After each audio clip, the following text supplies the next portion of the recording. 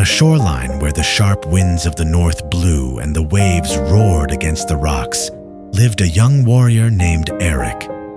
Since childhood, he had been known in his clan as the Silent Wolf. He spoke little, but thought deeply. While other warriors swung their axes, he listened to old tales and tried to understand the voice of the wind. Somewhere inside, he believed his destiny was greater than being just another warrior.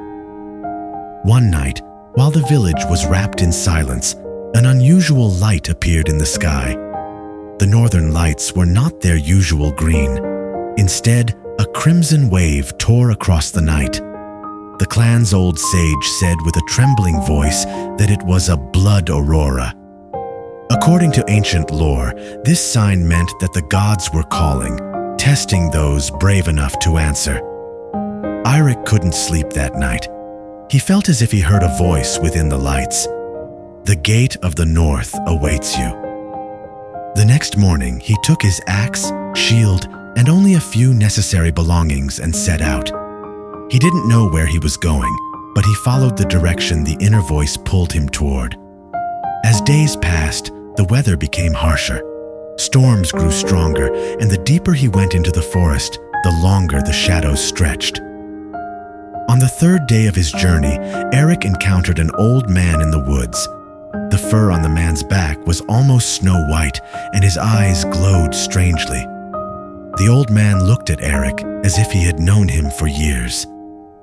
"You've heard the call of the north," he said, "but know that your path will not be easy. The key to the gate you seek is not courage.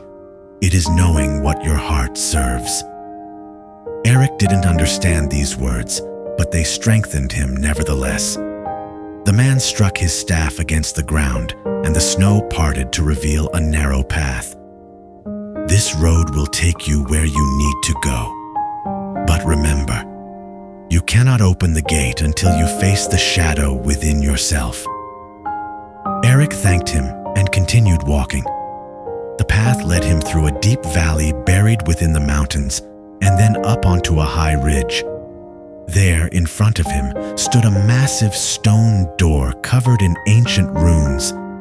It was so large it seemed even the gods would struggle to open it. As he approached, a giant gray wolf appeared. Its eyes shone like two stars in the dark night. Instead of attacking, the wolf circled him quietly and waited. Eirik did not draw his sword. Instead, he knelt. "If this gate is my destiny, then you are part of that destiny too," he said. The wolf approached and touched its nose to Eirik's forehead. Instantly, images flashed through Eirik's mind.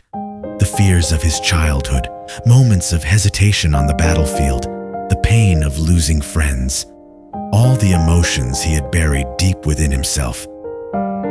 For the first time, Eirik faced his own shadow. When the wolf backed away, a heavy vibration echoed from the door. The runes began to glow, one by one. Eirik took a deep breath and placed his hand upon the stone. The massive door slowly opened, releasing warm, golden light from within. Behind it was a vast cavern. In the center stood a stone altar, and on the altar lay a glowing bracelet. It was the legendary Hrafnarmal, a Viking relic said to appear only to true seekers. According to legend, the one who carried it could change not only their own fate, but the future of their entire clan. Just as Eirik reached for it, darkness swept across the cavern. A shadowy figure, shapeless and cold as frozen screams, materialized before him. "Your courage is not enough," it hissed. "Without accepting the darkness within you, you cannot wield this power." Eirik lowered his hand and closed his eyes. He thought of all the fears he had run from. Then he spoke softly. "The darkness is not my enemy. It is part of what made me who I am. I do not reject it." At those words, the shadow shattered and the cavern brightened again. Eirik reached out and took the bracelet. It burned slightly against his skin, not with pain, but with power. Warm light coursed through his veins. The cavern rumbled as the door reopened, and when Eirik stepped outside, the blood-red aurora had turned into a clear, calm blue. It was a sign that his task was complete.